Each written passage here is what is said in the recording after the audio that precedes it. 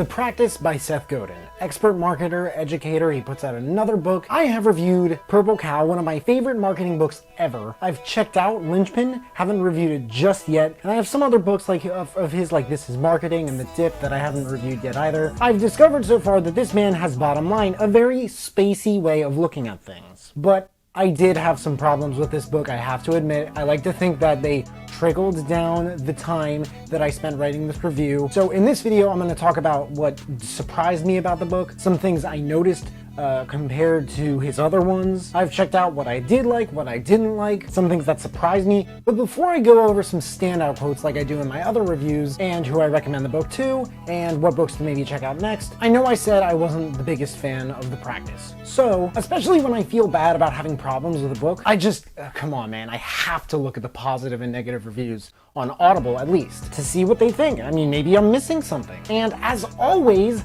I was surprised with what I found. So let's get into it. Welcome back to my channel. My name is Samuel and I want to make self-growth normal. If you want to make self-growth normal, because I don't want to do it alone, and who doesn't want to make self-growth normal, then make sure to smash that like button for the YouTube algorithm. It helps with ranking and SEO and all this other stuff, and I really appreciate it because so much work goes into making these videos. Okay? This book, right off the bat, strikes a fat resemblance to The War of Art by Steven Pressfield, who, by the way, Godin mentions like multiple times in this book. In a lot of parts, but certain ones. In others, it sounds like a polished, just more, this is some more Seth Godin. The Seth Godin you're used to. It's just different enough. It's not too different, but it's different enough to knock your socks off, if that's what people say. Is that the expression? Knock your socks? Sugar, is that the expression? Gooby! And I think I stressed this in my Purple Cow review, but in case I didn't, Godin, let me tell you a thing about Godin. He loves innovation, he loves creativity, and one of my favorite things about him is that he is just so about what makes you you, what separates you as an individual, that you can use to serve people, to make a difference, and to make money. I also really love that he really seems to have like a vendetta against traditional education in this country for the most part. Throughout the book, there's a list of things. I don't know what they are. I don't know what they're rants, they're lectures. They're way too short to be lectures. I listened twice to the beginning of the book just to make sure, and I couldn't find where he said, you know, in this book I'm going to talk about 200 different things, and there were 200 of them. I think there may have been more. By the time I got to chapter 3, I was on like 80 something. There's not really anything wrong with having 200 little things you talk about, gold nuggets, whatever you talk about in your book, but he didn't really explain anything in the beginning about what they are or what purpose they serve. And by the way, this book does include stories and examples of the items on this rant nugget list thing. For anyone who's curious, this guy is not by any means the type of author to flood his work with like statistics and studies. I don't think it would make sense to do that, but in some ways his work is like, you know, I could understand if someone told me, sorry man, this is just too vague for my taste. He makes like full chapters comprised of these nuggets. I have no idea what to call them, that extend like new definitions of words like practical, professional, amateur, self, generous, narrative, genre, intent, scarcity, and these chapters really blend into one another. I almost couldn't tell you specifically what each one was about, and they all really just share a DNA of, quite frankly, no more than the ideas and the values of Seth Godin. There's nothing wrong with that, of course, but aside from like the success stories that he shares, I don't see much more than just another book by him, as much as it pains me to say that. However, the one chapter, No Such Thing as Writer's Block, it stood out.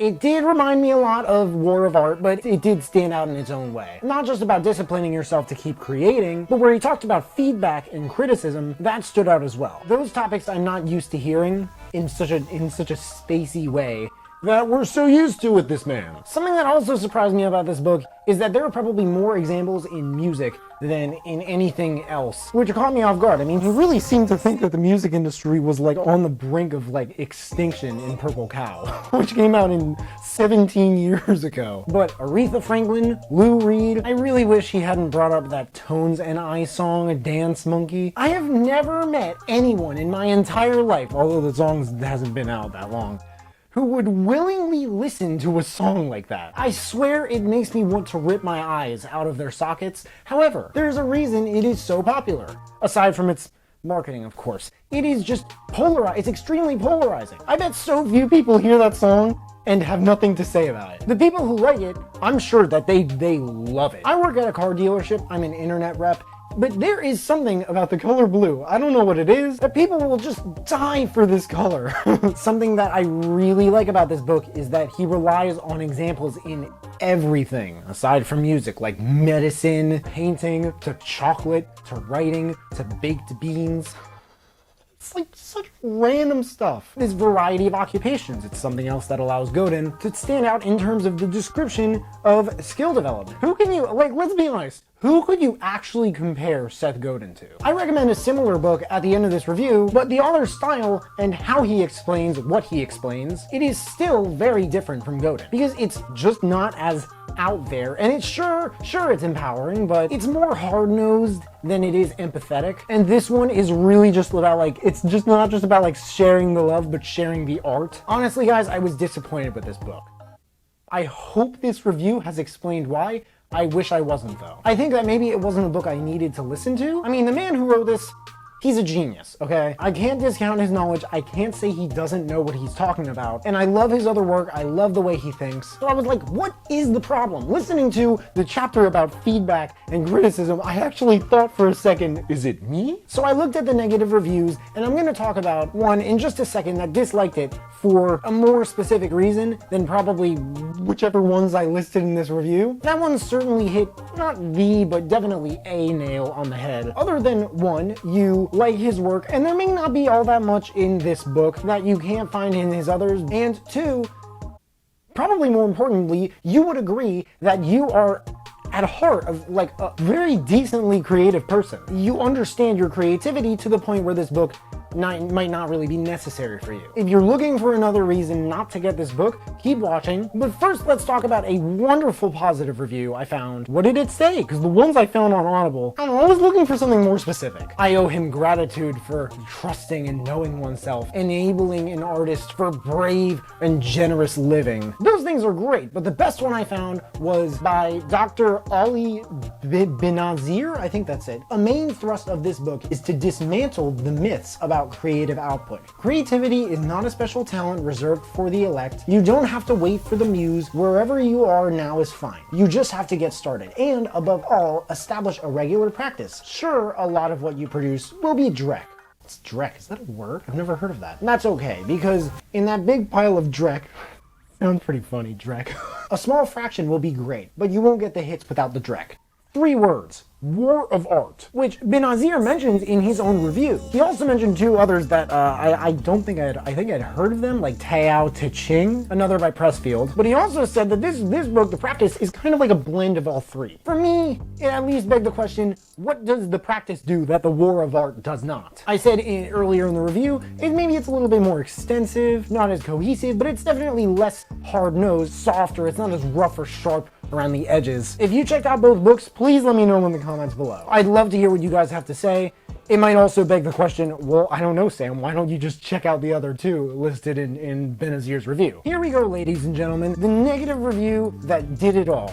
That created the Grand Canyon or something. It's a big pep talk. It talks about creating for other people, how it's a form of leadership. He quotes a designer who says, it's not all about you, and that you should create art to help everyone get along, which they say is important in our capitalist society. Sorry, but I'm not much of an idealist that I think my instruments are magically going to make someone go, wow, sounds great. I think I'll start being nice to people. And then he talks as though this is my duty. In fact, he categorically states that art happens when you change someone. No change, no art. I look at it the other way around. To me, it's more of like a no art, no change. It's called self-expression, not selfless expression. I create first and foremost because I enjoy doing so. Is that selfish? Maybe. Is that a bad thing? Of course not. I agree, but I don't know. Man, if you're really good at what you do, I can understand, believe me when I say this, why you would want to do that first and foremost for you. But I can't see a reason not to be so excited about it at some point that it is more than worth sharing with others. Yes, it may be called self-expression, but most of us will only self-express to ourselves for so long before we start doing it for others. In short, read this book if you think the goal of your art should be to change the world and other people. If you create for any other reason, skip it. Unless you want to start questioning whether you're even an artist. It's a pep talk that will make you feel worse about your art and your purpose for creating it.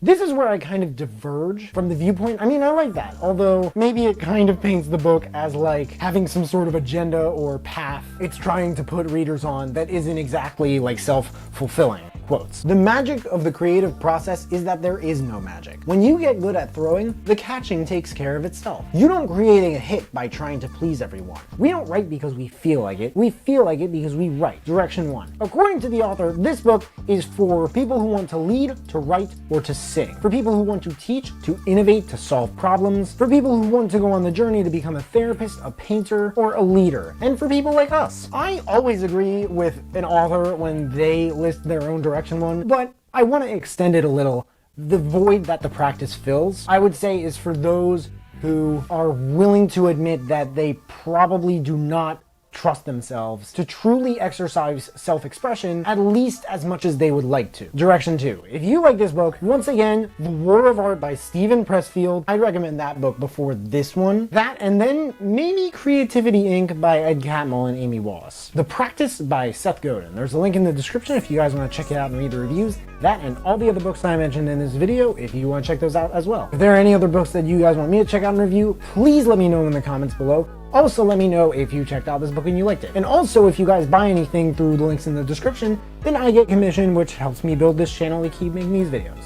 But hey, make sure to smash that like button, subscribe if you haven't already, because I don't get why people watch this far into like my 11, 12, 17 minute long videos and they don't subscribe. But if you have subscribed and you want to turn it up just a notch and turn on that notification bell to get a notification whenever I drop new videos, that would mean the world to me. Thank you guys so much for watching. I really appreciate it. You can find me everywhere, and I will see you then.